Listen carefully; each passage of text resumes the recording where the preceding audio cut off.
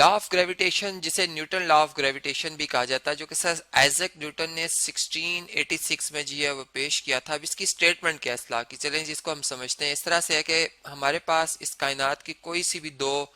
जो ऑब्जेक्ट्स हैं, चले मैं यहाँ पे दो डिफरेंट ऑब्जेक्ट्स बनाता हूँ, ठीक है। अब इनके दरमियान जो है वो एक फोर्स, एक अट्रैक्टिव फोर्स जो है वो एग्जिस्ट करती है, जिसकी मैग्नीट्यूड जो है वो कितनी होती है जी, वो ग्रेविटेशनल कांस्टेंट टाइम्स इन दोनों के मैसेज के प्रोडक्ट के इक्वल होती है, ठीक है। यानी चलें इस ऑब्जेक्ट का मैस m1 कर लेते हैं और इसका मैस m2,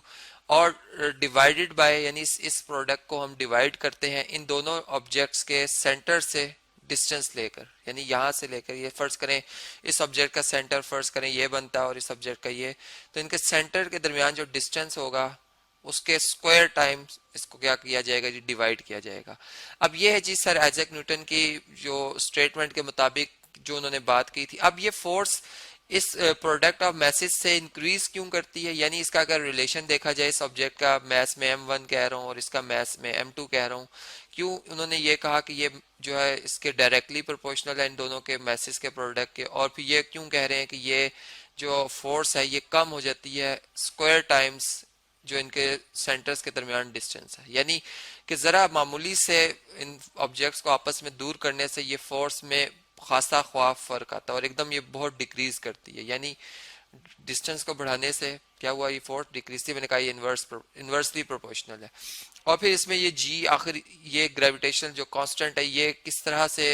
यानी इसकी वैल्यू जो है वो ढूंढी गई, वो सारी बातों के अब हम जरा जो है जवाबात देखते हैं। यानी सबसे पहले तो हम इस तरह से देखते हैं कि आखिर न्यूटन के जहन में ये बात क्यों आई कि ये हर दो जो हमारे पास इस यूनिवर्स के ऑब्जेक्ट्स हैं जिनका कोई खास मैस हो या कोई भी मैस हो, डिफरेंट मैस हो, इनमें ये फोर्स एग्जिस्ट करती है। यानी ये हम यूं बात कर सकते हैं, हिस्ट्री को अगर हम उठाएं तो हमें ये पता चलता है कि न्यूटन जो है उन दिनों एक सर्च कर रहे थे और वो ये सर्च कर रहे थे कि जो अर्थ है वो सन के गिर्द क्यों रिवॉल्व करती, यानी और जो मून है वो जमीन के गिर्द क्यों रिवॉल्व करता, और फिर हमें वो जो चांद का घटना और बढ़ना वो जो नजर आता है वो उस प्रोसेस को समझ रहे थे। तो इसी दौरान जो है वो क्या हुआ कि जिस पेड़ के नीचे वो बैठे थे, एक बाग में थे जी, पेड़ के नीचे बैठे हुए थे, ठीक है, और उस पेड़ से, चले अगर यहाँ पे हम कोई पेड़ सा बना दें, ठीक है, तो उस पेड़ से क्या हुआ जी, एक जो एप्पल है वो ग्राउंड पे आके गिरा, ठीक है। यहाँ पर इस तरह से चले, ये फर्ज करें कि यहाँ से वो खड़े थे और ये एप्पल जो है वो एक ट्री से यहाँ पे एक ट्री है, ठीक है, ये एक ट्री था बहुत बड़ा सा और उसमें से एक एप्पल जो है जमीन पे आके गिरा। तो उन्होंने देखा कि आखिर ये जमीन पर ही क्यों आके गिरा, यानी ये कोई फोर्स थी जो कि इस फोर्स ने इस ऑब्जेक्ट को अपनी तरफ खींचा। यानी चूंकि अगर हम न्यूटन ही के सेकंड लॉ को देखें तो हमें पता है कि जो हमारे पास एक फोर्स होती है, जब एक बॉडी पे एक नेट फोर्स अप्लाई होती है तो जिस डायरेक्शन में वो नेट फोर्स अप्लाई होती है उसी डायरेक्शन में जो है बॉडी एक्सलरेट करती है, यानी उसकी जो वेलोसिटी है उसमें टाइम के हिसाब से तब्दीली आती है, यानी मैं कहता हूँ एक्सलरेशन प्रोड्यूस होता है। इसका मतलब कि जब एक सेब जमीन पर गिरा तो उसमें एक एक्सलरेशन प्रोड्यूस हुई। तो यहाँ से फिर उनके जहन में ख्याल आया कि वाकई जो फोर्स है, यानी जमीन जो है वो अर्थ जो है वो उस एप्पल के ऊपर एक फोर्स लगा रही है, ठीक है, जो कि अट्रैक्टिव फोर्स है और इसने इसे अपनी तरफ अट्रैक्ट कर लिया। फिर दूसरी बात कि आखिर यानी ये फोर्स जो है, चूंकि मैंने ऊपर जैसे बात की लॉ ऑफ ग्रेविटेशन के हवाले से कि दोनों ऑब्जेक्ट्स एक दूसरे के ऊपर ये फोर्स लगा रहे होते हैं, यानी ये फोर्स पेयर में एग्जिस्ट करती है, तो फिर इसका मतलब एप्पल भी जमीन के ऊपर एक फोर्स लगा रहा है, वही फोर्स उतनी ही अमाउंट में, तो फिर जमीन एप्पल की तरफ क्यों नहीं मूव करती। तो फिर इसका जवाब भी हमें सेकंड लॉ से ही मिल जाता है कि चूंकि हमने पढ़ा था कि अगर बॉडी का मैस अगर हम मैस बढ़ा दें, इंक्रीज करते जाएं, तो एक्सलेरेशन डिक्रीज करने शुरू हो जाता है, ठीक है। यानी एप्पल का मैस जमीन के मुकाबले में बहुत बहुत बहुत बहुत बहुत कम है, ठीक है। इसका मतलब वो जो एक्सलेरेशन प्रोड्यूस कराएगा एप्पल जमीन में वो बहुत बहुत बहुत बहुत कम होगी, ठीक है। इसलिए जो जमीन का मैस ज्यादा है, इसलिए जो फोर्स है, ठीक है, जो कि फोर्स, अब मैं यूं बात करूंगा जो जमीन एप्पल पे फोर्स लगाई वो तो मैग्नीट्यूड सेम है लेकिन एप्पल का मैस बहुत कम है। अब मैं यूं अगर हम कहूँ कि मैस हम कम करते जाएं तो अब जो एक्सलेरेशन प्रोड्यूस होगी वो जो जमीन प्रोड्यूस करेगी वो बहुत ज्यादा होगी, इसलिए हमें एप्पल की एक्सलेरेशन नजर आती है लेकिन जमीन की एक्सलेरेशन जो एप्पल प्रोड्यूस कर रहा है वो नजर नहीं आती। ये इस तरह से हमें ये बात समझ में आती है। फिर हमें न्यूटन जो लॉ ऑफ ग्रेविटेशन है, अगर हम इस पे न्यूटन थर्ड लॉ अप्लाई कर लें तो वो भी हमें यहाँ से वो समझ आता है कि एक्शन और रिएक्शन, यानी अगर ये ऑब्जेक्ट ए बी ऑब्जेक्ट के ऊपर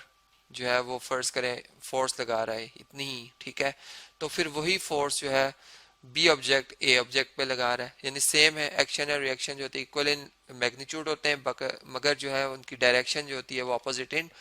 यानी एक दूसरे के ऑपोजिट होती है, इन डायरेक्शन जो अपोजिट होते हैं। इस तरह से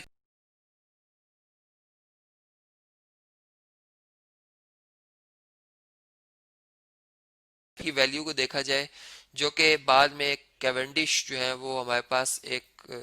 जो केमिस्ट है उन्होंने एक apparatus सेट किया था, जो कि यानी हम ये कह सकते हैं कि उन्होंने ये इसलिए नहीं सेट किया था कि ये वैल्यू जी की फाइंड करें, बेसिकली वो डेंसिटी ऑफ अर्थ मालूम कर रहे थे, जो कि उनके को वर्कर्स या हम यूं कह सकते हैं अदर जो वर्कर्स हैं, जो कि उन्होंने एक तकरीबन उनकी वफात के कोई 100 साल बाद जो है वो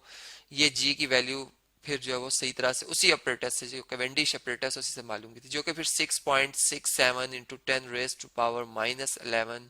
न्यूटन मीटर स्क्वायर पर केजी स्क्वायर जो है वो मालूम की गई। लेकिन अब ये जो वैल्यू है ये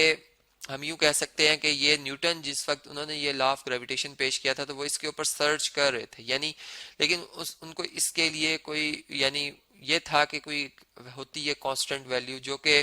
ग्रेविटेशनल कांस्टेंट है, एक यूनिवर्सल कांस्टेंट है, यानी चूंकि अगर हम यूं बात करें कि अर्थ जो